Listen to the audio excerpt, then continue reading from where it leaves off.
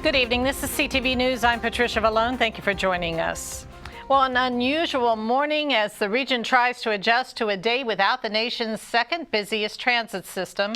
Metro General Manager Paul Wiedefeld announced Tuesday that rail service would be suspended system-wide for safety inspections. The unprecedented closure comes after a cable caught fire outside of McPherson Square. That was on Monday. Officials say there are enough similarities between that problem and the one that caused the deadly smoke incident outside L'Enfant Plaza in 2015 that they had to take action.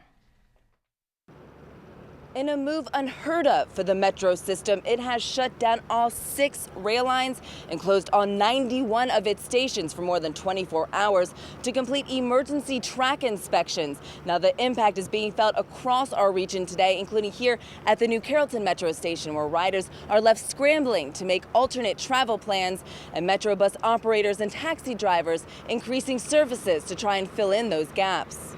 I'm actually about to be about 30 minutes late. Amber Joyce usually rides Metro Rail to work. Today, she waits for the second of several buses she'll take to her medical assistant job. I was like, oh snap, I forgot the train not running. Not running as the transit agency conducts emergency inspections of approximately 600 third rail power cables following a tunnel fire Monday. The whole system, I was like, wow, like how can they do that? Metro General Manager Paul Wiedefeld made the announcement yesterday afternoon, a system-wide shutdown from midnight to at least 5 a.m. Thursday.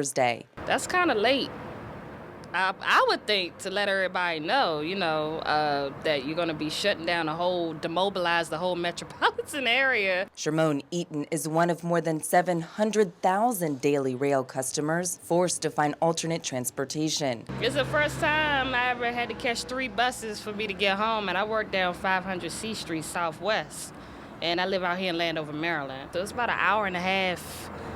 Tremendous delay. Riders at the New Carrollton station scramble to find the right bus as taxis line up hoping to snag additional passengers. We cannot say that it's busy right now, but we hope that it's going to be okay today. Former Congressman Jim Moran calls the decision to close midweek disappointing. The hundreds of millions of dollars of lost productivity because of this decision can't be calculated. This as 22 inspection teams walk 100 miles of underground track, checking jumper cables for power issues. I don't want to be on a train and thinking it's going to blow up or a fire or, God forbid, anything devastating. Officials say it's a potential life safety issue. In the meantime, riders, including Eaton, say they'll make do. I feel like safety is first priority. I mean, everybody can find another way to get to work and do what you got to do.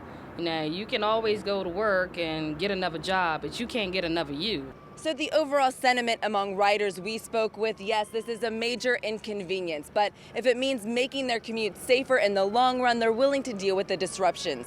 Now, Metro says the closure will remain in effect through 5 a.m. on Thursday, but depending on what they find, the suspended service could be extended. So it's best that riders come up with a contingency plan for tomorrow morning, just in case. Reporting from New Carrollton, Rochelle Metzger, CTV News. Now, Metro does not expect to provide an update on what the examination of electrical cables has uncovered until later this afternoon. Meantime, officials say the investigation into Monday's cable fire at McPherson Square is ongoing. Well, it was supposed to be a tough ride downtown this morning after Metro shut down the entire rail system. Many commuters left early to beat the rush hour. Others teleworked or took unscheduled leave. So how was traffic during this transportation snafu across the region? Main thoroughfares heading to the center of town are normally heavy with traffic, but shortly after rush hour, the streets heading downtown were relatively quiet. We decided to check out the commute ourselves, leaving our Largo office about 10 a.m., encountering little traffic along the way.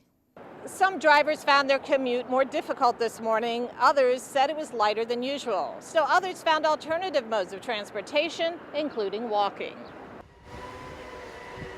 This morning I decided to drive in, given that Metro is closed down. I usually take either VRE and Metro, but driving in seemed to be most convenient. Although traffic on 395 wasn't bad at all, coming across the 14th Street Bridge was a problem. But we are here today, and it is a sunny day, so I'm enjoying my commute and my day at work. Since we come in here pretty regularly, it has been a lot easier to get in than what I thought it would be. Even on a regular day. I guess a lot of people took the day off. I would have. My mom rode in this morning. We actually carpooled for the first time in a long time. And tell me how the ride-in was. It was actually smooth sailing. Once we left the barn to come downtown for my job, the traffic was kind of bad. The drive may have been somewhat tranquil during the day, but commuters are bracing themselves for the evening rush hour. And many of the commuters that we spoke with said if the system had to shut down, at least it happened on a beautiful day. Meantime, although transit workers are at bus stops to help navigate riders that aren't familiar with the routes, residents are still angry about the shutdown. Many Metro customers say the closure made their daily commute much longer. A trip that normally takes 30 minutes on the train stretched out to 2 hours on the bus. If I wouldn't have taken off because I had an appointment today, I would have been home without pay because my transportation is the train.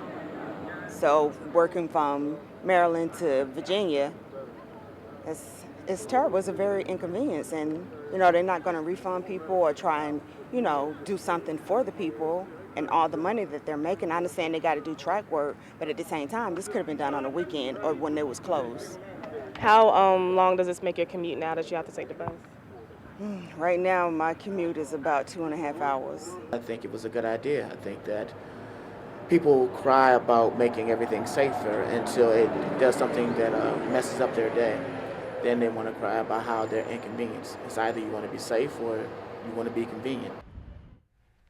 And the transit agency is offering free parking today to at all of its lots and garages for those taking buses or carpooling. Well, the closing of the Metro rail system is not only causing problems for residents, but for tourists as well. CTV spoke with visitors who say they were unaware that the rail system was down, causing them to either have to walk or take a taxi. It has modified my plans because we're going to go in between cities, but now we're just walking everywhere and we're driving with the rental car. Okay, and are you at all concerned about traffic or anything because of this? A little bit because I'm unfamiliar with the city and I had planned routes, so it's changed tremendously, but I'm getting around. The airport to here, there's just traffic everywhere. Is that because of Metro shutting down, you think? That's what I understand. Our bus driver took different routes, but it was just crazy. My friends are using the taxis, and I'm walking. And a lot of the visitors are here this week for spring break. And you are watching CTV News. I'm Patricia Vallone.